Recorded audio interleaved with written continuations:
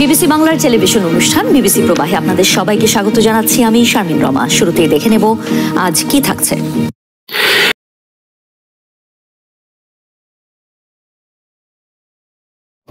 এবারের সম্মেলনে আলোচনার মূল বিষয় হয়ে দাঁড়িয়ে আছে যুক্তরাষ্ট্রের কট্টর বাণিজ্য নীতি।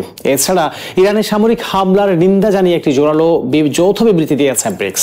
এদিকে ব্রিক্সের যুক্ত ও সমর্থক দেশগুলোর ওপর বাড়তি শুল্ক আরোপের হুমকি দিয়েছেন ট্রাম্প। ব্রিক্সের 11টি সদস্য দেশ ব্রাজিল, রাশিয়া, ভারত, চীন, দক্ষিণ আফ্রিকা, মিশর, ইথিওপিয়া, ইন্দোনেশিয়া, সৌদি আরব, ইরান ও সংযুক্ত আরব আমিরাত। উদীয়মান অর্থনীতির দেশগুলোর এই জোট বিশ্বের অর্ধেক জনগোষ্ঠী এবং বৈশ্বিক অর্থনৈতিক উৎপাদনের 40% প্রতিনিধিত্ব করে। ব্রাজিলের রিও ডি জেনিরোতে তারা আলোচনা করছেন কিভাবে ট্রাম্প প্রশাসনের শুল্ক ব্যবস্থার বিরুদ্ধে একত্রে প্রতিরোধ গড়ে তোলা যায়। যদিও ঘোষণাপত্রে সরাসরি যুক্তরাষ্ট্র বা ট্রাম্পের নাম জুড়ে না দিয়ে বরং বিরূপ শুল্ক নীতির সমালোচনা থাকবে। এবার ব্রিক্সে যাননি চীনের প্রেসিডেন্ট শি জিনপিং, তার পরিবর্তে প্রতিনিধি লি কিয়াং এসেছেন। এতে মনে হয় চীনা নেতৃত্বের রাজনৈতিক ওজন কিছুটা কমেছে ব্রিক্সে। আর রাশিয়ার প্রেসিডেন্ট পুতিন আইসিসের আন্তর্জাতিক পরোয়ানার কারণে ব্যক্তিগত উপস্থিতিতে যোগ দিতে পারেননি, তবে ভার্চুয়ালি তার উপস্থিতি সম্মেলনের গুরুত্ব বাড়িয়েছে কিছুটা।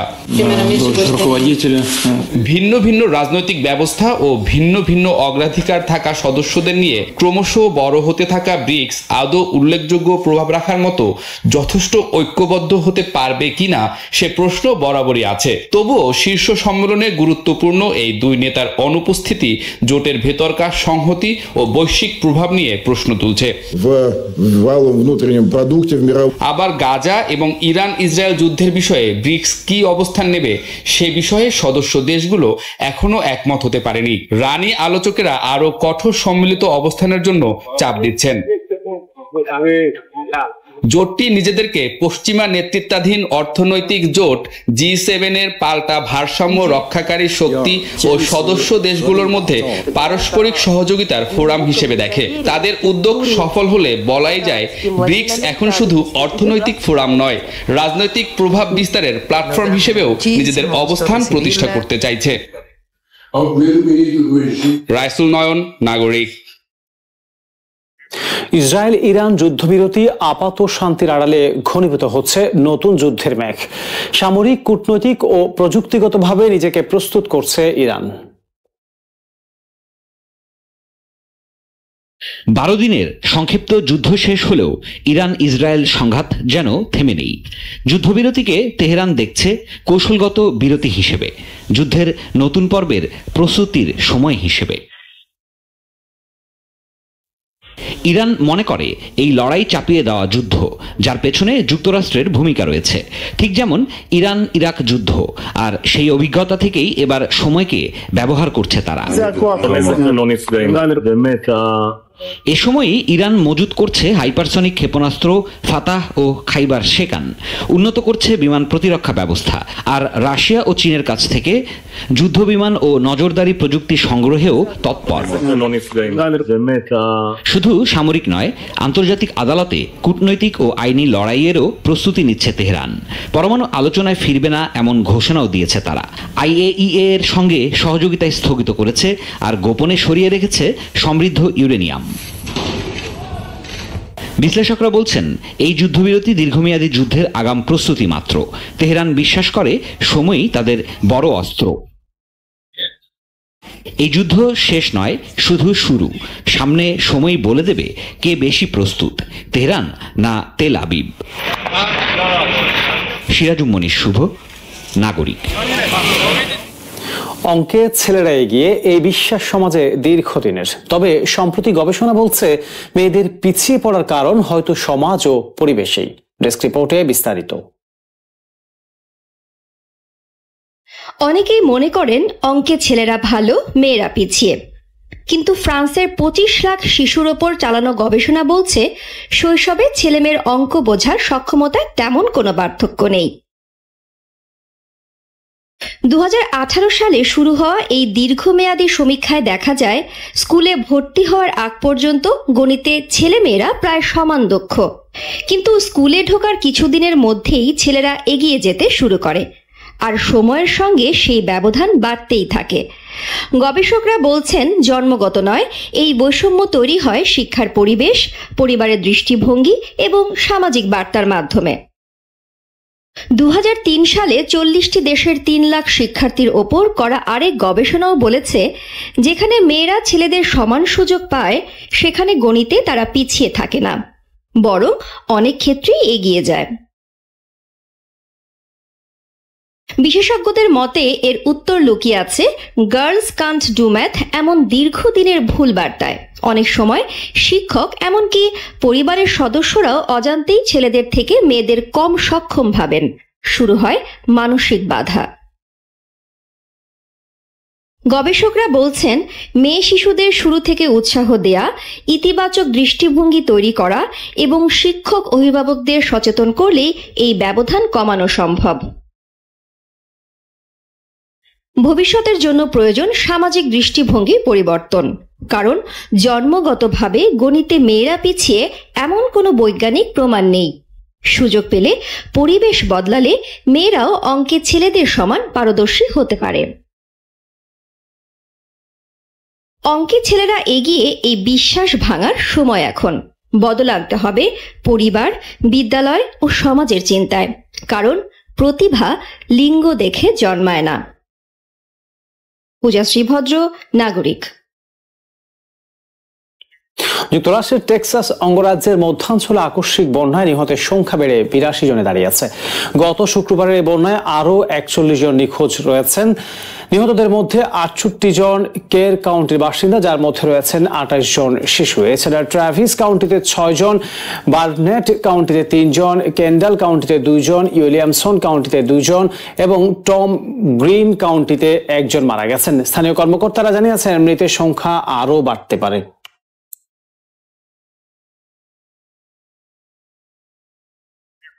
মাস্কের এই নতুন রাজনৈতিক দল গঠনকে হাস্যকর বলে আখ্যায়িত করেছেন যুক্তরাষ্ট্রের প্রেসিডেন্ট ডোনাল্ড ট্রাম্প। একই সঙ্গে এটিকে উদ্যত ও বিভ্রান্তিকর উদ্যোগ বলেও অভিহিত করেছেন তিনি। ট্রাম্প বলেন, তৃতীয় কোনো রাজনৈতিক দল গঠন করাটা একেবারেই হাস্যকর। আমেরিকার 2 দলের যে রাজনৈতিক কাঠামো তা বহু বছর ধরে আছে। তৃতীয় দল আনার চেষ্টা শুধু বিভ্রান্তি তৈরি করবে।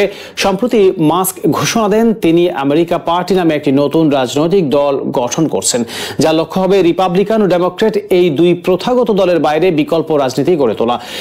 এক সময় ট্রাম্প ও মাস্ক ছিলেন রাজনৈতিক ও প্রশাসনিক মিত্র।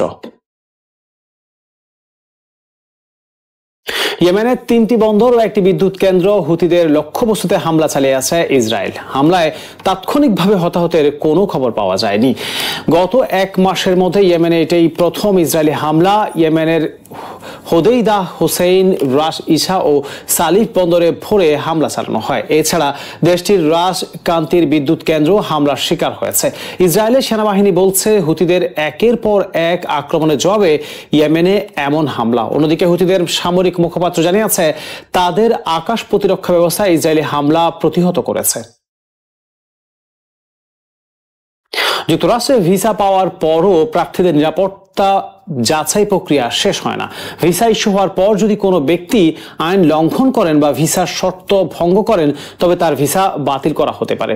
সকালে ঢাকার যুক্তরাষ্ট্র দূতাবাস তাদের ভেরিফাইড ফেসবুক পেজে দেওয়া এক পোস্টে এই তথ্য জানিয়েছেন। পোস্টে বলা হয়, যুক্তরাষ্ট্র প্রতিটি ভিসা আবেদনকারীকে বিস্তৃত নিরাপত্তা যাচাইয়ের মধ্য দিয়ে যেতে হয়।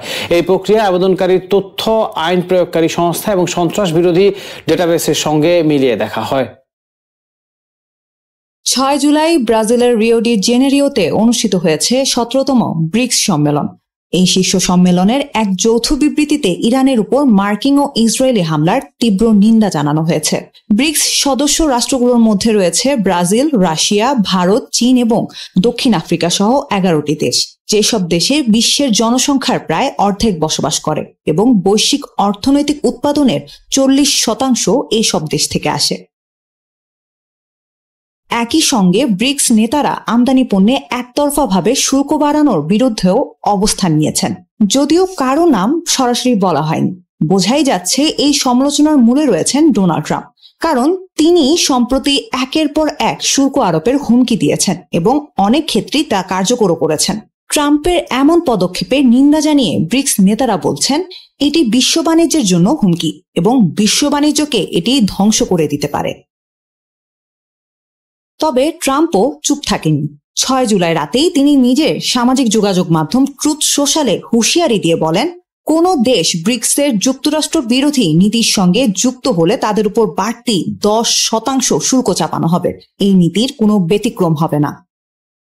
এদিকে ব্রিক্সের ভেতরেও মতপার্থক্য দেখা গেছে। ইরান ও সৌদি আরব এখন একই প্ল্যাটফর্মে, কিন্তু তারা একে অপরের প্রতিদ্বন্দ্বী। ইসরায়েল ফিলিস্তিনি ইস্যুতে ইরান চায় ইসরায়েলের ধ্বংস, অথচ ব্রিক্স শান্তিপূর্ণ দ্বিরাষ্ট্রীয় সমাধানের পক্ষে। ইরান এতে আপত্তি জানালেও ব্রিক্সের ঘোষণাকে পুরোপুরি প্রত্যাখ্যান করেনি। সৌদি আরব আলোচনায় সরাসরি অংশ নেয়নি, যা স্পষ্ট করে যে তারা যুক্তরাষ্ট্রের সঙ্গে সম্পর্ক নষ্ট করতে চান না। চীনের প্রেসিডেন্ট শি জিনপিং এবং রাশিয়ার প্রেসিডেন্ট ভ্লাদিমির পুতিনের সরাসরি উপস্থিত না থাকায় এবারের সম্মেলনের কূটনৈতিক গুরুত্ব কিছুটা কমে গেছে। তবুও পুতিন ভিডিও বার্তায় বলেছেন ব্রিক্স এখন বিশ্বের নেতৃত্বে বড় ভূমিকা রাখছে।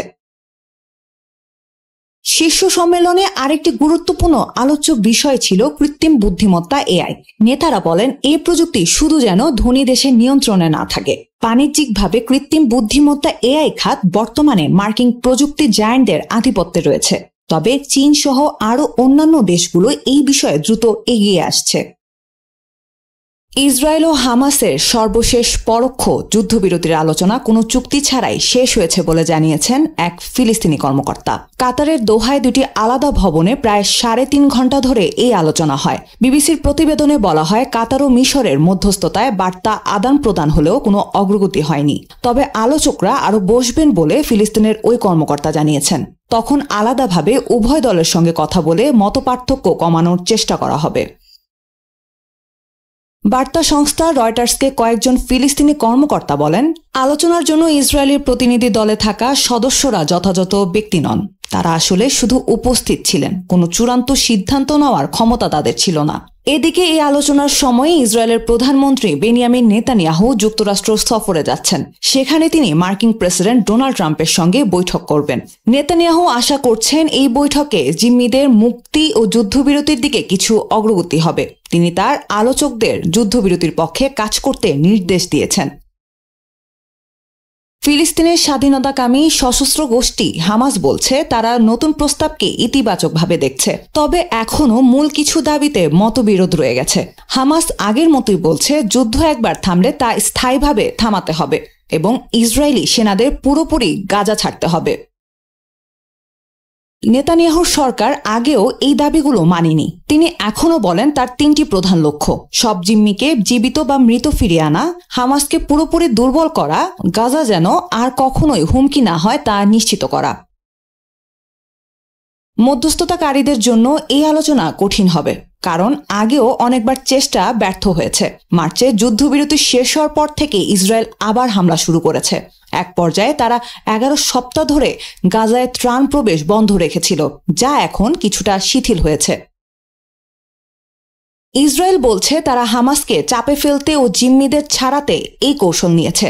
সাম্প্রতিক একদিনই তারা 130টি লক্ষ্যবস্তুতে হামলা চালিয়েছে এবং অনেক হামাস যোদ্ধাকে হত্যা করেছে। তবে ইসরায়েলের এই হামলায় গাজার অসংখ্য সাধারণ মানুষ প্রাণ হারাচ্ছেন।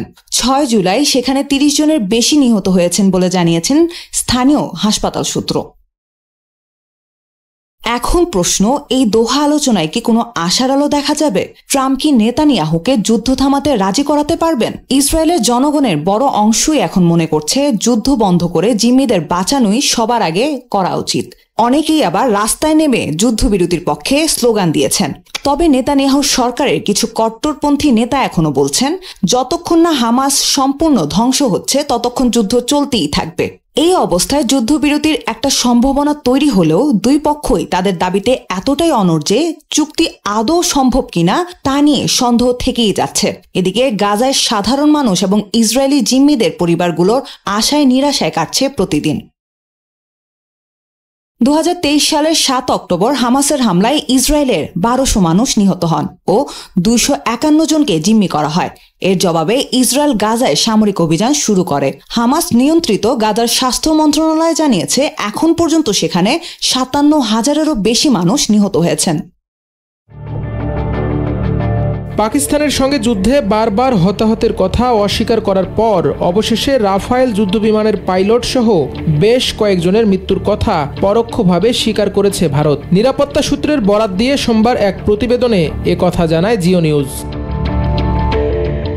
ভারত সরকার গোপনে 100 জনেরও বেশি নিহত সেনাকে মরণোত্তর সম্মাননা দেওয়ার সিদ্ধান্ত নিয়েছে বলেও ওই প্রতিবেদনে জানানো হয়, যাতে জনগণের নজর এড়িয়ে গোপনে তাদের স্মরণ করা যায়। অভ্যন্তরীণ চাপের মুখে এই পদক্ষেপ নেওয়া হয়েছে বলে জানিয়েছে সংবাদ মাধ্যমটি।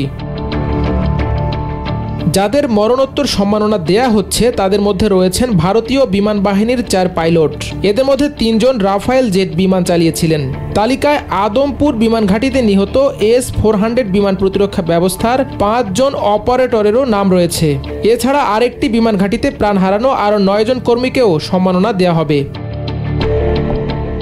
নিরাপত্তা সূত্রগুলোর দাবি, নিহতদের পরিবারকে সামাজিক মাধ্যমে শ্রদ্ধাঞ্জলি দেওয়ার ছবি প্রকাশ না করার জন্য অনুরোধ জানানো হয়েছে, কারণ ভারতীয় কর্তৃপক্ষ যুদ্ধে নিজেদের ক্ষয়ক্ষতি জনসাধারণের কাছে আড়াল করার চেষ্টা করছে। এর আগে গুরুত্বপূর্ণ সেনা ঘাঁটিতে বড় ধরনের ক্ষয়ক্ষতি বা প্রাণহানির কথা অস্বীকার করেছে ভারত।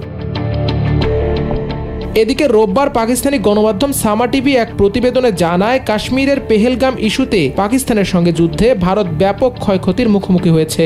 অপারেশন সিন্ধুর চলাকালে নিয়ন্ত্রণ রেখায় 250-এরও বেশি ভারতীয় সেনা নিহত হয়েছে বলে সূত্র জানিয়েছে। প্রতিবেদনে বলা হয়েছে, এত সংখ্যক হতাহতের ঘটনা সত্ত্বেও ভারতীয় কর্তৃপক্ষ ক্ষয়ক্ষতির বিষয়টি প্রকাশ্যে স্বীকার করতে অনাগ্রহ দেখাচ্ছে। ফলে অভ্যন্তরীণভাবে প্রচণ্ড চাপের মুখোমুখি হয়েছে দেশটির সেনাবাহিনী। গত 22 এপ্রিল ভারতের জম্মু কাশ্মীর রাজ্যের অনন্তনাগ জেলার পেহেলগামের বৈশরণ উপত্যকায় হামলা চালিয়ে 26 জন পর্যটককে স্বয়ংক্রিয় রাইফেল দিয়ে হত্যা করে একদল সন্ত্রাসী। নিহত ওই পর্যটকদের সবাই পুরুষ এবং অধিকাংশই হিন্দু ধর্মের অনুসারী। এ ঘটনার পর হামলা পাল্টা হামলায় জড়ায় দুদেশ। প্রথমে 7 মে পাকিস্তান অধিকৃত কাশ্মীর সহ বিভিন্ন এলাকায় অপারেশন সিন্ধুর নামে এক সংক্ষিপ্ত সেনা অভিযান পরিচালনা করে ভারতের প্রতিরক্ষা বাহিনী। এর জবাবে 10 মে ভোরে ভারতে অপারেশন বুনিয়ানুম মারসুস নামে পাল্টা হামলা চালায় পাকিস্তান। দেশটির বিমান ঘাঁটি ও সামরিক স্থাপনায় পাকিস্তানের পরিকল্পিত পাল্টা হামলায় অপ্রস্তুত হয়ে যায় ভারত। ব্যাপক ক্ষয়ক্ষতির পর তড়িঘড়ি করে দিল্লি যুদ্ধবিরতি মেনে নেয়, অর্থাৎ অস্ত্রের লড়াইয়ে তারা যে হেরেছে তা স্পষ্ট হয়। শুধু তাই নয়, সাইবার যুদ্ধেও ভারতকে ধরাশায়ী করে পাকিস্তান। পাল্টাপাল্টি এই সংঘাতের মধ্যেই তৎপর যুক্তরাষ্ট্র এবং মার্কিন কর্মকর্তাদের চাপে 10 মে যুদ্ধবিরতিতে সম্মত হয় নয়াদিল্লি ও ইসলামাবাদ। তবে এ সময় পাল্টা হামলায় ভারতে ব্যাপক ক্ষয়ক্ষতি হয়েছে বলে পাকিস্তান দাবি করলেও তখন অস্বীকার করে ভারত। তবে ওই যুদ্ধের প্রায় 2 মাস পর ভারতের পরোক্ষ স্বীকারোক্তির মাধ্যমে যেন পাকিস্তানের সেই দাবি সত্যি হলো। ইরানের সাথে টানা 12 দিনের যুদ্ধের পর এবার ইয়েমেনের সাথে সংঘাতে জড়ালো ইসরায়েল। ইয়েমেনে 3 বন্দর ও বিদ্যুৎ কেন্দ্রে হামলা চালিয়েছে ইসরায়েলি বাহিনী। হামলার কিছুক্ষণ পরেই হুতিদের পক্ষ থেকে নিশ্চিত করা হয় তাদের বিমান প্রতিরক্ষা ব্যবস্থাগুলো ইসরায়েলের যুদ্ধবিমানের মুখোমুখি হয়েছে। সোমবার ভোরে ইসরায়েলি বাহিনীর বরাত দিয়ে বার্তা সংস্থা রয়টার্স জানিয়েছে, ইসরায়েলের যুদ্ধবিমান ইয়েমেনের পশ্চিমাঞ্চলীয় হোদেইদা, রাশ, ইসা ও সাইব বন্দর সহ 3টি ইয়েমেনি বন্দরে হুতিদের লক্ষ্যবস্তুতে হামলা চালিয়েছে। হামলার শিকার হয়েছে রাশ, কান্টিব বিদ্যুৎ কেন্দ্র এবং একটি যুদ্ধজাহাজও।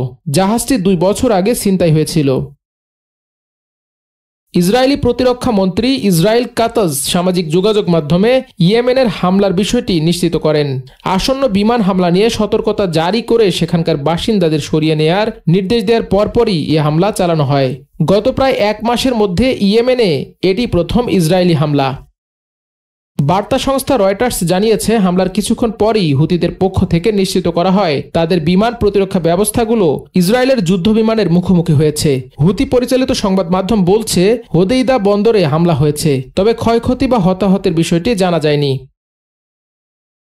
এক্সে এক পোস্টে ইসরায়েলি প্রতিরক্ষা মন্ত্রী ইসরায়েল কাতজ এ ধরনের হামলাকে অপারেশন ব্যাকফ্যাগের অংশ হিসেবে উল্লেখ করেন। হুতিদের কর্মের জন্য চড়া মূল্য চুকাতে হবে বলেও হুঁশিয়ারি দেন তিনি। ইয়েমেন ও তেহরানের ভাগ্য এক মন্তব্য করে কাতজ বলেন, তাদের যেই ইসরায়েলের ক্ষতি করার চেষ্টা করবে তাদেরকে ক্ষতিগ্রস্ত করা হবে। কেউ ইসরায়েলের বিরুদ্ধে হাত তুললে সেই হাত কেটে ফেলা হবে। গাজায় ইসরায়েল হামলা শুরুর পর থেকে হুতি বিদ্রোহীরা ফিলিস্তিনিদের প্রতি সংহতি জানিয়ে নিয়মিত ইসরায়েলে ক্ষেপণাস্ত্র নিক্ষেপ আর লোহিত সাগরে বাণিজ্যিক জাহাজে হামলা করছে। ইসরায়েলি বাহিনী বলছে, হামলার লক্ষ্যবস্তুর মধ্যে ছিল 2023 সালের নভেম্বরে হুতিদের জব্দ করা বাণিজ্যিক জাহাজ গ্যালাক্সি লিডার। সামুদ্রিক জাহাজের ওপর নজর রাখার কাজে ব্যবহার হচ্ছিল। এছাড়াও ইসরায়েল জানিয়েছে হামলা চালানো হয়েছে রাশ কানাতিক বিদ্যুৎ কেন্দ্রেও। এই কেন্দ্রটি আশপাশের ইব ও তাইজ শহরে বিদ্যুৎ সরবরাহ করত। এছাড়া হোদেইদা বন্দরটি লাখ লাখ ইয়েমেনের খাবার ও মানবিক সহায়তার প্রধান প্রবেশপথ। গত বছর সেখানে বেশ কয়েকবার হামলা চালিয়েছে ইসরায়েলি বাহিনী। এসব হামলাকে ইসরায়েল ও তার জনগণের ওপর হুতিদের অব্যাহত আক্রমণের প্রতিক্রিয়া হিসেবে দেখছে তেল আবিব। এর আগে তেহরান পারমাণবিক বোমা তৈরির দ্বার প্রান্তে রয়েছে এমন অভিযোগে গত 13 জুন ইরানের সামরিক ও পারমাণবিক স্থাপনা লক্ষ্য করে বিমান হামলা শুরু করে ইসরায়েল। তবে সেই অভিযোগ দৃঢ়ভাবে অস্বীকার করে ইরান। এরপর ইসরায়েলি ভূখণ্ডে তেহরানের প্রতিশোধমূলক ক্ষেপণাস্ত্র এবং ড্রোন হামলা শুরু হয়। একের পর এক ইরানি ক্ষেপণাস্ত্র হামলায় নাস্তানাবুদ ইসরায়েল ইরানি পাল্টা হামলা সামলাতে না পেরে ভিন্ন ষড়যন্ত্রে মেতে ওঠে। শরণাপন্ন হয় ঘনিষ্ঠ মিত্র যুক্তরাষ্ট্রের। পরে 3টি ইরানি পারমাণবিক স্থাপনায় বোমা হামলা চালিয়ে যুক্তরাষ্ট্র ও সংঘাতে যোগ দেয়। তবে ইরানকে আক্রমণ করে কাঙ্ক্ষিত উদ্দেশ্য বাস্তবায়ন করতে না পেরে মার্কিন প্রেসিডেন্ট ডোনাল্ড ট্রাম্পের মাধ্যমে যুদ্ধবিরতিতে সম্মত হয় ইসরায়েল। এবার ইসরায়েলি আগ্রাসনের কঠোর জবাব দিল ইয়েমেন। সোমবার ভোরে অধিকৃত ভূখণ্ডে ক্ষেপণাস্ত্র হামলা চালিয়েছে হুথি আনসারুল্লাহ নিয়ন্ত্রিত দেশটির সশস্ত্র বাহিনী। আল জাজিরার বরাতে ইরানি বার্তা সংস্থা মেহের নিউজ জানায়, ইয়েমেনে জায়নিস্ট বাহিনীর হামলার পর পাল্টা প্রতিক্রিয়ায় হুথি আনসারুল্লাহ ইসরায়েল অধিকৃত ভূখণ্ডে ক্ষেপণাস্ত্র ছুড়েছে। ইসরায়েলি সূত্রগুলো জানায়, সোমবার ভোরে ইয়েমেন থেকে অধিকৃত ফিলিস্তিনি ভূখণ্ডের দিকে ব্যালিস্টিক ক্ষেপণাস্ত্র নিক্ষেপ করা হয়েছে। এ হামলার পর অধিকৃত ভূখণ্ডের বিভিন্ন এলাকায়, বিশেষ করে ডেড সি তীরবর্তী অঞ্চল সহ অনেক জায়গায় সাইরেন বেজে ওঠে। ইসরায়েলি সামরিক বাহিনী এক বিবৃতিতে জানিয়েছে, ইয়েমেন থেকে ছোড়া 2টি ক্ষেপণাস্ত্র প্রতিহত করার চেষ্টা করা হয়েছে, তবে এর ফলাফল এখনও মূল্যায়নের অপেক্ষায়।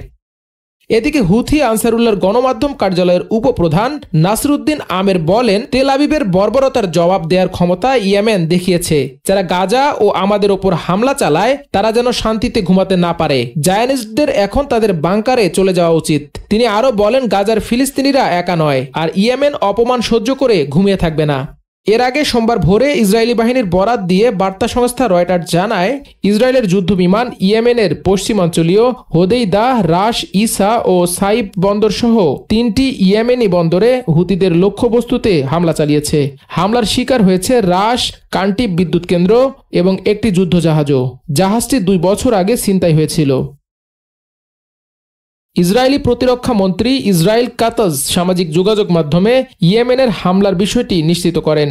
আসন্ন বিমান হামলা নিয়ে সতর্কতা জারি করে সেখানকার বাসিন্দাদের সরিয়ে নেয়ার নির্দেশ দেওয়ার পরপরই এ হামলা চালানো হয়। গত প্রায় 1 মাসের মধ্যে ইয়েমেনে এটি প্রথম ইসরায়েলি হামলা। বার্তা সংস্থা রয়টার্স জানিয়েছে, হামলার কিছুক্ষণ পরই হুতিদের পক্ষ থেকে নিশ্চিত করা হয় তাদের বিমান প্রতিরক্ষা ব্যবস্থাগুলো ইসরায়েলের যুদ্ধ বিমানের মুখোমুখি হয়েছে। হুতি পরিচালিত সংবাদ মাধ্যম বলছে, হোদেইদা বন্দরে হামলা হয়েছে, তবে ক্ষয়ক্ষতি বা হতাহতের বিষয়টি জানা যায়নি। এক্সে এক পোস্টে ইসরায়েলি প্রতিরক্ষা মন্ত্রী ইসরায়েল কাতজ এ ধরনের হামলাকে অপারেশন ব্যাকফ্যাগের অংশ হিসেবে উল্লেখ করেন। হুতিদের কর্মের জন্য চড়া মূল্য চুকাতে হবে বলেও হুঁশিয়ারি দেন তিনি। ইয়েমেন ও তেহরানের ভাগ্য এক মন্তব্য করে কাতজ বলেন, তাদের যেই ইসরায়েলের ক্ষতি করার চেষ্টা করবে তাদেরকে ক্ষতিগ্রস্ত করা হবে। কেউ ইসরায়েলের বিরুদ্ধে হাত তুললে সেই হাত কেটে ফেলা হবে। গাজায় ইসরায়েল হামলা শুরুর পর থেকে হুতি বিদ্রোহীরা ফিলিস্তিনিদের প্রতি সংহতি জানিয়ে নিয়মিত ইসরায়েলে ক্ষেপণাস্ত্র নিক্ষেপ আর লোহিত সাগরে বাণিজ্যিক জাহাজে হামলা করছে। ইসরায়েলি বাহিনী বলছে, হামলার লক্ষ্যবস্তুর মধ্যে ছিল 2023 সালের নভেম্বরে হুতিদের জব্দ করা বাণিজ্যিক জাহাজ গ্যালাক্সি লিডার। সামুদ্রিক জাহাজের ওপর নজর রাখার কাজে ব্যবহার হচ্ছিল। এছাড়াও ইসরায়েল জানিয়েছে হামলা চালানো হয়েছে রাশ কানাতিক বিদ্যুৎ কেন্দ্রেও। এই কেন্দ্রটি আশপাশের ইব ও তাইজ শহরে বিদ্যুৎ সরবরাহ করত। এছাড়া হোদেইদা বন্দরটি লাখ লাখ ইয়েমেনের খাবার ও মানবিক সহায়তার প্রধান প্রবেশপথ। গত বছর সেখানে বেশ কয়েকবার হামলা চালিয়েছে ইসরায়েলি বাহিনী। এসব হামলাকে ইসরায়েল ও তার জনগণের ওপর হুতিদের অব্যাহত আক্রমণের প্রতিক্রিয়া হিসেবে দেখছে তেল আবিব। এর আগে তেহরান পারমাণবিক বোমা তৈরির দ্বার প্রান্তে রয়েছে এমন অভিযোগে গত 13 জুন ইরানের সামরিক ও পারমাণবিক স্থাপনা লক্ষ্য করে বিমান হামলা শুরু করে ইসরায়েল। তবে সেই অভিযোগ দৃঢ়ভাবে অস্বীকার করে ইরান। এরপর ইসরায়েলি ভূখণ্ডে তেহরানের প্রতিশোধমূলক ক্ষেপণাস্ত্র এবং ড্রোন হামলা শুরু হয়। একের পর এক ইরানি ক্ষেপণাস্ত্র হামলায় নাস্তানাবুদ ইসরায়েল ইরানি পাল্টা হামলা সামলাতে না পেরে ভিন্ন ষড়যন্ত্রে মেতে ওঠে। শরণাপন্ন হয় ঘনিষ্ঠ মিত্র যুক্তরাষ্ট্রের। পরে 3টি ইরানি পারমাণবিক স্থাপনায় বোমা হামলা চালিয়ে যুক্তরাষ্ট্র ও সংঘাতে যোগ দেয়। তবে ইরানকে আক্রমণ করে কাঙ্ক্ষিত উদ্দেশ্য বাস্তবায়ন করতে না পেরে মার্কিন প্রেসিডেন্ট ডোনাল্ড ট্রাম্পের মাধ্যমে যুদ্ধবিরতিতে সম্মত হয় ইসরায়েল। তবে তারও আগে গত রোববার একটি হাইপারসোনিক ব্যালিস্টিক ক্ষেপণাস্ত্র ছুড়ে হামলা চালায় ইয়েমেনি বাহিনী। আল জাজিরার খবরে বলা হয়েছে, ইয়েমেন থেকে ক্ষেপণাস্ত্র ছোড়ার পর তেল আবিবের বেন গুনিয়ান আন্তর্জাতিক বিমানবন্দর সাময়িকভাবে সব ফ্লাইট স্থগিত রাখার সিদ্ধান্ত নেয়। হিব্রু ভাষার গণমাধ্যম জানিয়েছে, ক্ষেপণাস্ত্র হামলার ফলে দখলকৃত কুদুস শহরের কাছাকাছি বেইত শেমেশ শহরের আশপাশে আগুন ধরে যায়। ডক্টর মোহাম্মদ ইউনুস যে সময়কাল এটি অনেকটা বেহেশত এবং দোজখের মাঝামাঝি অবস্থানে আছে বলে মন্তব্য করেছেন সাবেক সংসদ সদস্য গোলাম মাওলা রনি। নিজের ইউটিউব চ্যানেলে আপলোড করা এক ভিডিওতে একথা বলেন তিনি বলেন, একটি সরকারের যে টার্নিং পয়েন্ট থাকে, কর্মপন্থার যে ধারাবাহিকতা থাকে, কিংবা একটি সরকারের দুর্নাম এবং বদনামের যে একটা আলাদা আলাদা ব্যারোমিটার, প্যারামিটার বা প্যারাগ্রাফ থাকে, সব জায়গাতেই একটা এবড়োথেবড়ো অবস্থা। অর্থাৎ ধরুন আপনি একটা রেল লাইন, সেটা সমান্তরালভাবে বইতে থাকে, কিন্তু প্রচন্ড রোদে এবং অন্য কোনো তাপ এবং চাপে রেল লাইন যখন বাঁকা হয়ে যায়, তখন সেই পথ চলাচলকারীর মানে ট্রেন, অর্থাৎ ট্রেনে যারা যাত্রী, সবার জন্য মৃত্যুকূপ হয়ে পড়ে। তিনি আরো বলেন, এজন্য বলা হয়ে থাকে যে মাঝামাঝি কোনো জিনিস সবসময় ভয়ঙ্কর। আমাদের দেশে যারা আলেম ওলামা রয়েছেন তারা ওয়াজ করেন, সেখানেও বলা হয়ে থাকে যারা বেহেশতে যাবেন তাদের জন্য এক ধরনের একটা ফয়সালা, আর যারা দোজখে যাবেন তাদের জন্য অনুভূতিটা আলাদা, এবং তারা নির্মম এবং চূড়ান্ত পরিণতি জানার পর ওইভাবেই তার শরীর, মন, মানসিকতা গড়ে উঠবে যে অনন্তকাল আমাকে জাহান্নামে থাকতে হবে। ক্ষমতার অপব্যবহার করে পূর্বাচলে নতুন শহর প্রকল্পে 60 কাঠা সরকারি প্লট বরাদ্দ নেওয়ার অভিযোগে পৃথক 6 মামলায় ক্ষমতাচ্যুত প্রধানমন্ত্রী শেখ হাসিনা, তার ছোট বোন শেখ রেহানা ও ছেলে সজীব ওয়াজেদ জয় সহ 100 জনকে আদালতে হাজির হতে গেজেট প্রকাশ করা হয়েছে। গত 3 জুলাই ঢাকা মহানগর সিনিয়র স্পেশাল জজ জাকির হোসেন গালিবের সই করা এই গেজেট বিজি প্রেস প্রকাশ করে। গেজেটে উল্লেখ করা হয়েছে, তফসিল বর্ণিত আসামিদের জানানো যাচ্ছে যে যেহেতু তাদের বিরুদ্ধে গ্রেপ্তারি পরোয়ানা জারি করা হয়েছে এবং যেহেতু এই কোর্ট বিশ্বাস করে যুক্তিসঙ্গত কারণ রয়েছে যে তারা গ্রেপ্তার এবং বিচারে সোপর্দকরণ এড়ানোর জন্য আত্মগোপন করেছেন এবং তাদের আশু গ্রেপ্তারের সম্ভাবনা নেই, সেহেতু তাদের আগামী ধার্য তারিখের মধ্যে এই কোর্টে হাজির হতে নির্দেশ দেওয়া হয়েছে। অন্যথায় তাদের অনুপস্থিতিতেই বিচার সম্পন্ন করা হবে। এর আগে গত 1 জুলাই গেজেট প্রকাশের আদেশ দেন ঢাকা মহানগর সিনিয়র স্পেশাল জজ জাকির হোসেন গালিব। মামলাগুলোর পরবর্তী শুনানি আগামী 20 জুলাই। বিষয়টি নিশ্চিত করেছেন দুদক প্রসিকিউটর মীর আহমেদ আলী সালাম। মার্কিন প্রেসিডেন্ট ডোনাল্ড ট্রাম্পের প্রশাসন বাংলাদেশের গণতন্ত্র নিয়ে আগ্রহ দেখাচ্ছে কম, বরং বাণিজ্য ও ভূ রাজনৈতিক প্রতিদ্বন্দ্বিতায় তাদের কাছে এখন বেশি গুরুত্বপূর্ণ। এমনটাই জানিয়েছেন ওয়াশিংটন ভিত্তিক নীতি গবেষণা প্রতিষ্ঠান উইলসন সেন্টারের সাউথ এশিয়া ইনস্টিটিউটের পরিচালক মাইকেল কুগেলম্যান। বিশেষ করে যখন বাংলাদেশকে 37% শুল্কের মতো কঠিন বাণিজ্যিক চ্যালেঞ্জ মোকাবেলা করতে হচ্ছে, তখন যুক্তরাষ্ট্রের এই অবস্থান নতুন করে আলোচনা তৈরি করেছে। ট্রাম্প প্রশাসন ব্যাপকভাবে বিদেশি সহায়তা কমিয়েছে উল্লেখ করে সম্প্রতি এক সংবাদ সম্মেলনে কুগেলম্যান বলেছেন, বাংলাদেশের গণতন্ত্রকে এগিয়ে নেওয়া কিংবা রাষ্ট্র গঠনে অর্থ ব্যয় তাদের আগ্রহ নিতান্তই কম। এ সময় প্রধান উপদেষ্টা অধ্যাপক ডক্টর মোহাম্মদ ইউনুস ও যুক্তরাষ্ট্রের পররাষ্ট্রমন্ত্রী মার্কো রুবিওর মধ্যকার সাম্প্রতিক ফোনালাপের কথা উল্লেখ করে তিনি বলেন, উভয় দেশের পক্ষ থেকে ওই ফোনালাপের যে বিবরণ প্রকাশ করা হয়েছে তাতে স্পষ্ট হয়েছে যে ওয়াশিংটনের কাছে এখন ঢাকার সঙ্গে সম্পর্কের গুরুত্ব বাণিজ্য ও আঞ্চলিক বৃহৎ শক্তিগুলোর সঙ্গে পাল্লা দেওয়ার ক্ষেত্রে। ওয়াশিংটন ভিত্তিক আন্তর্জাতিক রাজনীতি ও কূটনীতি বিষয়ক সাময়িকী ফরেন পলিসির উইকলি সাউথ এশিয়া ব্রিফিংয়ে তিনি এসব কথা বলেন। এর আগে গত 30শে জুন প্রধান উপদেষ্টা ডক্টর মোহাম্মদ ইউনূস ও যুক্তরাষ্ট্রের পররাষ্ট্রমন্ত্রী মার্কো রুবিওর ফোনালাপে দুই দেশের মধ্যে অর্থনৈতিক সম্পর্ক জোরদার এবং ইন্দো প্যাসিফিক অঞ্চলে নিরাপত্তা সহযোগিতা নিয়ে আলোচনা হয়। এটি ট্রাম্পের দ্বিতীয় মেয়াদের ক্ষমতা নেয়ার পর যুক্তরাষ্ট্র বাংলাদেশ সর্বোচ্চ পর্যায়ে আলোচনাগুলোর একটি।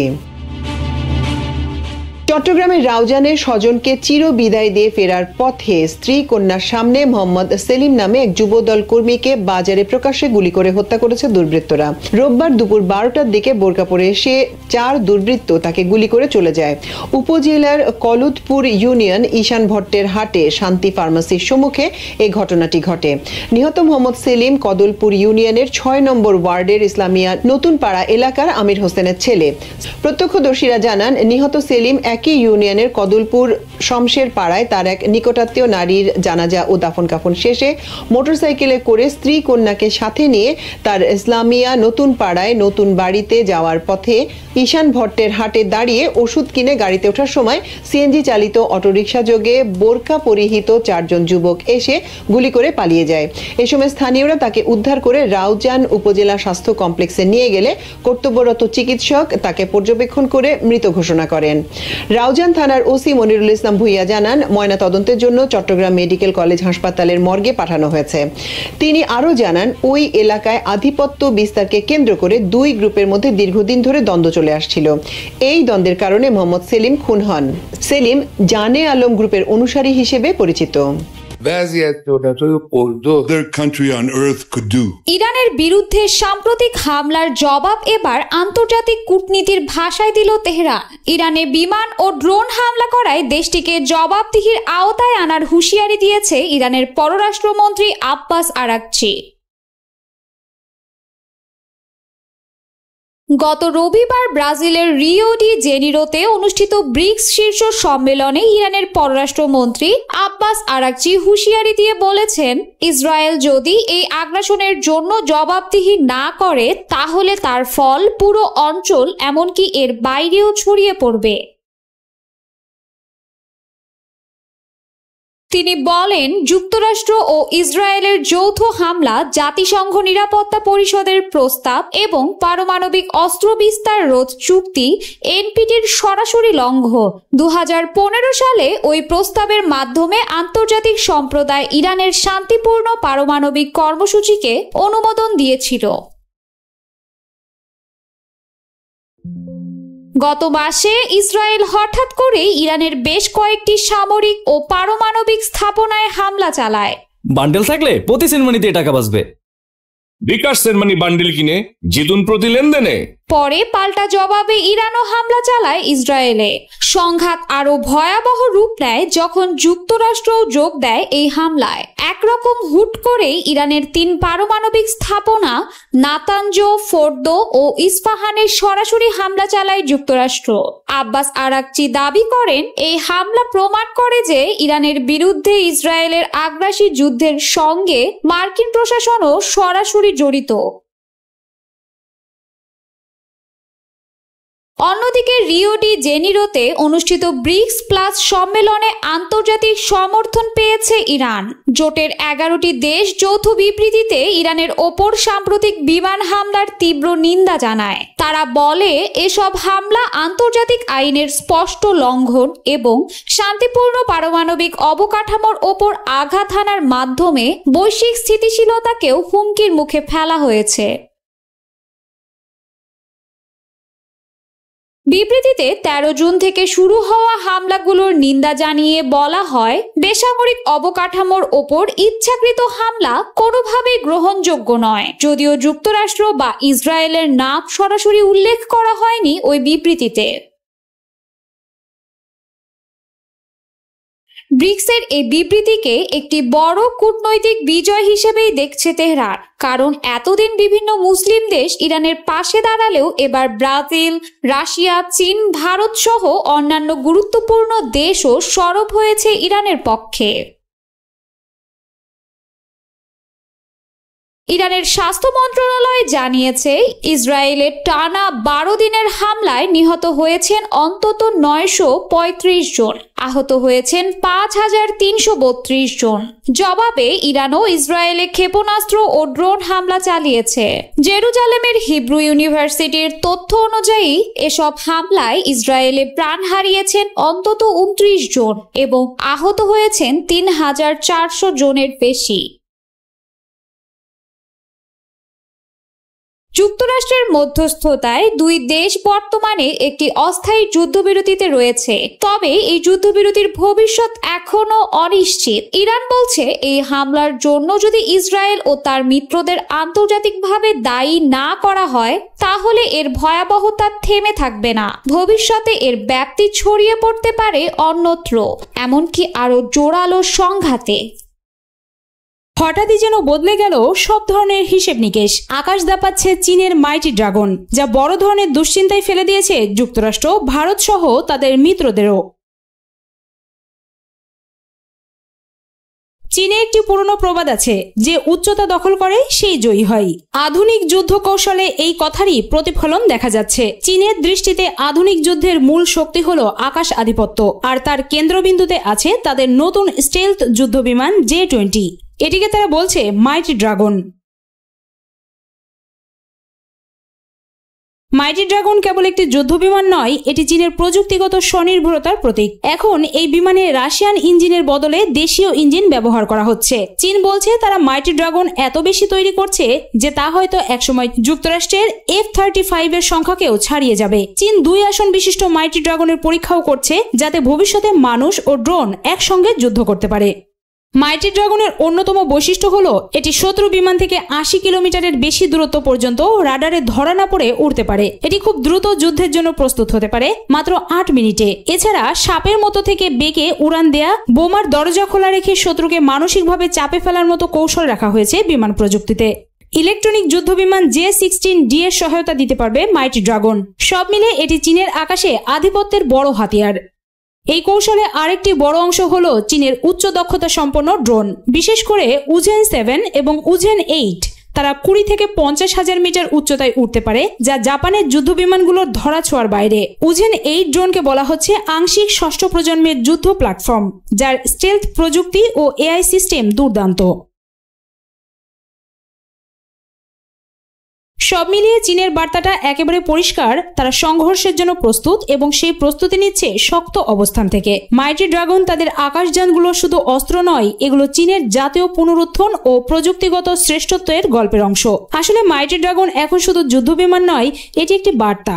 যুক্তরাষ্ট্র, জাপান, ভারত, তাইওয়ান সবাইকে উদ্দেশ্য করে চীন জানিয়ে দিচ্ছে এই আকাশ তাদের এবং তারা সেই আধিপত্য প্রতিষ্ঠা করবেই। সম্প্রতি চীনের রাষ্ট্রীয় টিভি চ্যানেল CCTVতে দেখানো হয়েছে মাইটি ড্রাগন পূর্ব চীন সাগরের আকাশে চীনের এয়ার ডিফেন্স জোন বা আকাশ প্রতিরক্ষা অঞ্চলের কাছাকাছি আসা বিদেশি বিমান প্রতিহত করেছে। এই ঘটনাটি পশ্চিমা সংবাদ মাধ্যমে গুরুত্ব পায়নি, কিন্তু চীনের নিজস্ব প্ল্যাটফর্ম উইবো ও বাইদুতে খবরটি ব্যাপক আলোড়ন তোলে। সেখানে মাইটি ড্রাগনের পাইলট বলেছেন, আমরা পিছু হটতে পারি না। এই হ্যাশট্যাগে কয়েক কোটি বার ভিউ হতে দেখা গেছে। চীনের রাষ্ট্রীয় মিডিয়া বিষয়টিকে মাইটি ড্রাগনের উন্নত প্রযুক্তি, দ্রুত প্রতিক্রিয়া এবং পাইলটদের সাহসিকতার নিদর্শন হিসেবে তুলে ধরেছে। এক পাইলট বলেন, এটা যেন আকাশে বেইনেট দিয়ে যুদ্ধ। চীন বলছে তারা এখন আর প্রতিরক্ষামূলক নয়, বরং আগ্রাসী শক্তি প্রতিহত করতে পুরোপুরি প্রস্তুত। মাইটি ড্রাগনের শক্তির সঙ্গে পূর্ব চীন সাগরে চীনের অবকাঠামো প্রকল্পগুলোকেও জড়িয়ে দেখা হচ্ছে। চীন মনে করছে এতে তারা উচ্চভূমি নিয়ন্ত্রণে রাখতে পারছে। অনেকেই বলছেন J-20 বা মাইটি ড্রাগন এখন চীনের গর্ব, তাদের বিমান শিল্পের অন্যতম সাফল্য। যুদ্ধবিমানটি সম্পূর্ণ দেশীয় প্রযুক্তিতে তৈরি। এতে আছে উন্নত ইঞ্জিন, আধুনিক সেন্সর, স্মার্ট ককপিট এবং উন্নত প্রশিক্ষণপ্রাপ্ত তরুণ পাইলট। চীনের অনলাইন ব্যবহারকারীরা বলছেন, আমরা এখন ভবিষ্যতের যুদ্ধে নেতৃত্ব দিতে প্রস্তুত। চীনের মিডিয়া তরুণ পাইলটদেরও তুলে ধরছে। সেখানে পাইলটদের গড় বয়স মাত্র 28 বছর। তারা প্রযুক্তিতে দক্ষ, আদর্শে দৃঢ় এবং জাতীয়তাবাদে বিশ্বাসী। বিশ্লেষক ওয়াং শিয়াং শুই বলছেন, চীন এখন সরাসরি প্রতিদ্বন্দ্বিতায় নয়, বরং কৌশলে অসামঞ্জস্যপূর্ণ আধিপত্য করতে চায়। অর্থাৎ কম খরচে বেশি লাভ, স্টেলথ, ইলেকট্রনিক যুদ্ধ আর কৌশলী নড়াচড়া দিয়েই প্রতিপক্ষকে ঠেকানো। গত মাসে ইসরায়েল অতর্কিত হামলা চালিয়ে ইরানের বেশ কয়েকজন শীর্ষ সামরিক কর্মকর্তা ও পারমাণবিক বিজ্ঞানীকে হত্যা করেছে। এই হামলা এতটাই নিখুঁত ও সুনির্দিষ্ট ছিল যে প্রাথমিকভাবে ধারণা করা হচ্ছিল এইসব কর্মকর্তাদের অবস্থান সম্পর্কে আগে থেকেই জানত ইসরায়েল। প্রশ্ন হলো, তারা কিভাবে এত নিখুঁত তথ্য সংগ্রহ করল? সম্প্রতি বিবিসি ফার্সি বিভাগকে দেওয়া এক সাক্ষাৎকারে সেই রহস্য ফাঁস করেছেন ইসরায়েলি গোয়েন্দা সংস্থা মোসাদের সাবেক উপপ্রধান রামি ইগরা। সবই তথ্য প্রযুক্তি ও উদ্ভাবনের মাধ্যমে করা হয়েছে। বিশেষ করে সাইবার জগৎ থেকে তথ্য সংগ্রহ করা হয়েছে। যদি আপনার হাতে একটি মোবাইল থাকে তাহলে আপনার কোনো কিছুই গোপন নেই। এটা সবার জন্য প্রযোজ্য। আর যদি আপনি রেভলিউশনারি গার্ডের শীর্ষ কমান্ডার হন তাহলে তো কথাই নেই। আপনার বাসা কোথায়, আপনি কোন ফ্ল্যাটে থাকেন, এসব সবাই জানে। আপনার টেলিফোন আছে, পরিবার আছে, তারা স্মার্টফোন ব্যবহার করে। সুতরাং আপনার সব তথ্য সাইবার জগতে আছে। যার দরকার সে এসব তথ্য সহজে নিতে পারে। এখন প্রশ্ন হলো, মিসাইল কিভাবে সুনির্দিষ্ট বেডরুমে হামলা করলো? এর উত্তর হলো, এটা আরো স্পর্শকাতর প্রযুক্তি, যেটার উন্নয়নে গত 2 বছর ধরে ইসরায়েল কাজ করছে।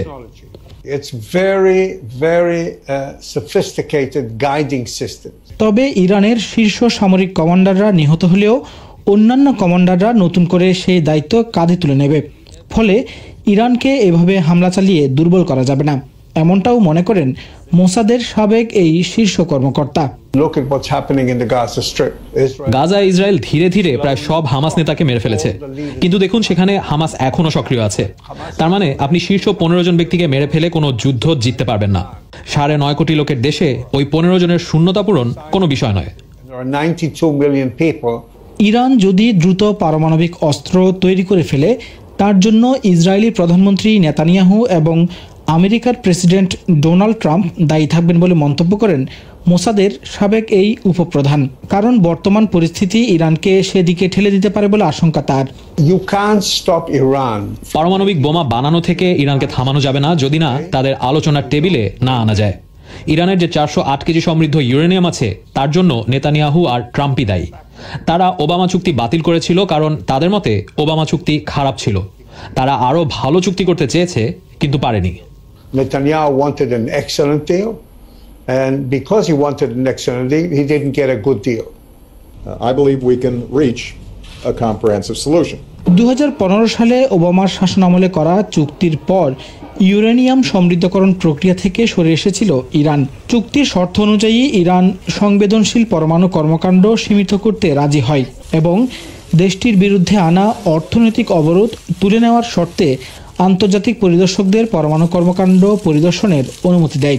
তবে মার্কিন প্রেসিডেন্ট ডোনাল্ড ট্রাম্প ক্ষমতায় এসে 2018 সালে সেই চুক্তি বাতিল করেন। এরপর ইরান আবার পারমাণবিক সমৃদ্ধকরণ কর্মসূচি জোরালো করেছে বলে ইসরায়েল ও পশ্চিমা কিছু দেশ দাবি করছে।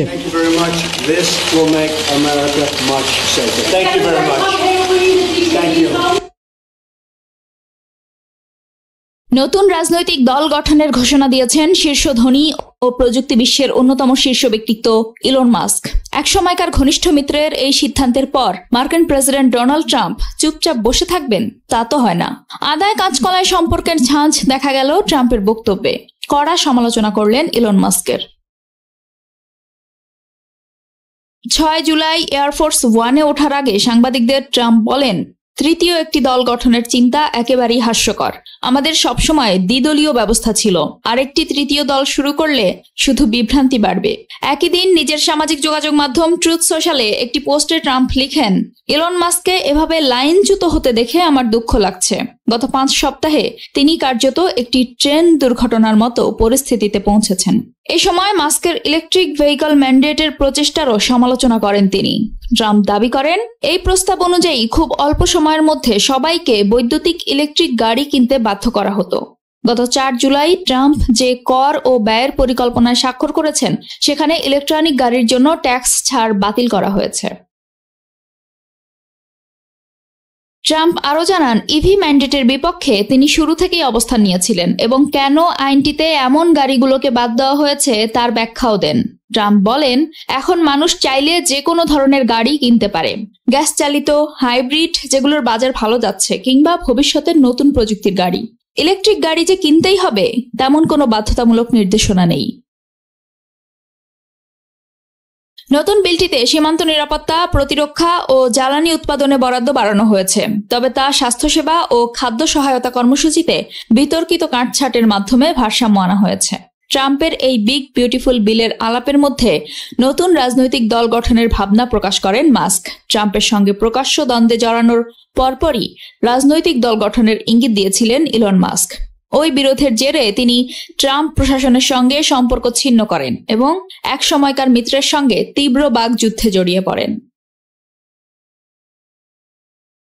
গত কয়েক সপ্তাহ ধরেই এই বিষয়ে ইঙ্গিত দেওয়ার পর অবশেষে গত 5 জুলাই নিজের সামাজিক যোগাযোগ মাধ্যম এক্সে দেওয়া এক পোস্টে ইলন মাস্ক রাজনৈতিক দল গঠনের ঘোষণা দেন। তিনি বলেন, আমেরিকা পার্টি নামে একটি নতুন দল গঠন করেছেন তিনি।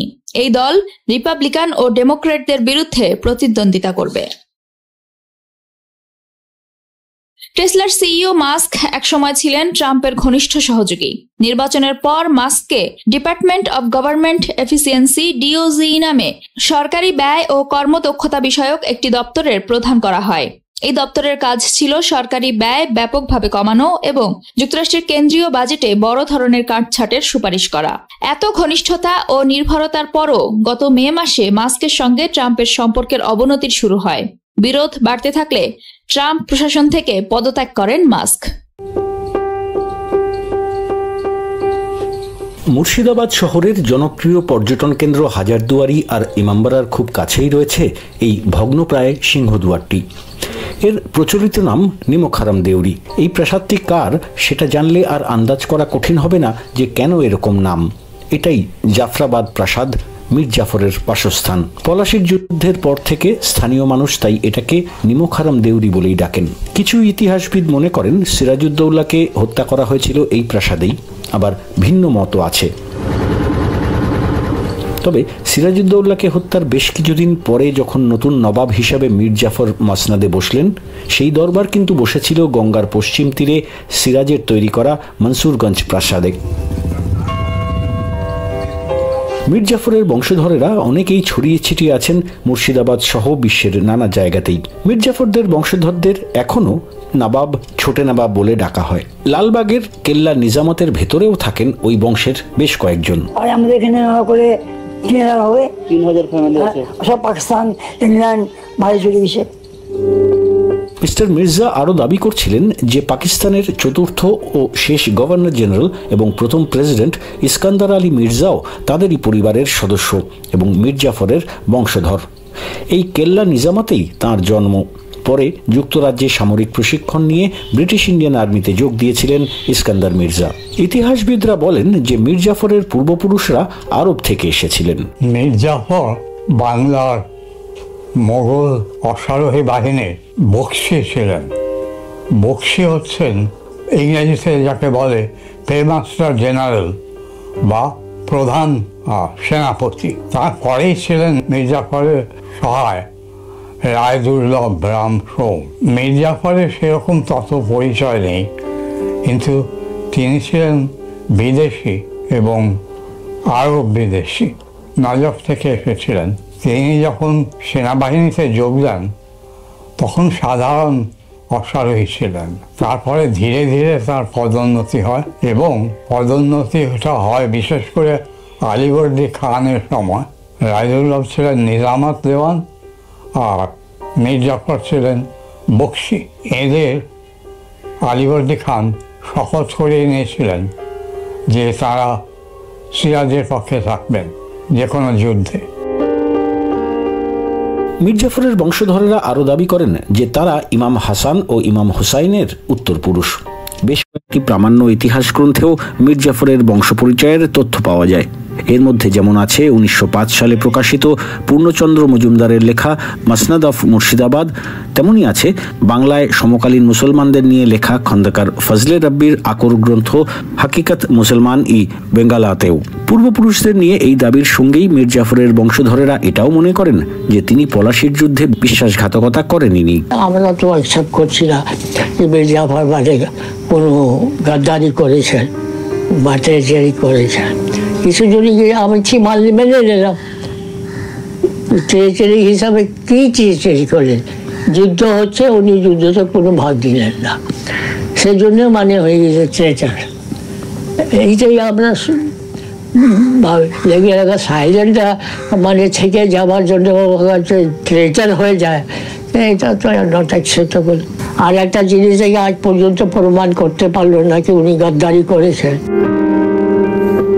এই দাবি যেমন অনেক ইতিহাসবিদ মানেন না, তেমনি সাধারণ মানুষের বড় অংশ মীর জাফরকে এখনো বিশ্বাসঘাতক বলেই মনে করেন। আর তা নিয়ে গত 268 বছর ধরেই নানা বিদ্রূপ শুনতে হয় তার বংশধরদের। ইংরেজরা শাসন করেছিল, পরবর্তীকালের যে শাসন ব্যবস্থা, সে শাসন ব্যবস্থায় একটা মুসলিম পরিবারের দরকার ছিল, তখন ওনাকে নিয়ে ওরা খেলা করলো, গোটা বংশকে নিয়ে খেলা করলো ইংরেজরা। এবং দেশের লোকরা সেটা বুঝতে না পেরে মীর জাফরকে একটা শিখণ্ডি দাঁড় করিয়ে দিয়ে ওনাকে বিশ্বাসঘাতক করে দিল। এখনো কেন নতুনভাবে আপনারা জানতে চাইছেন?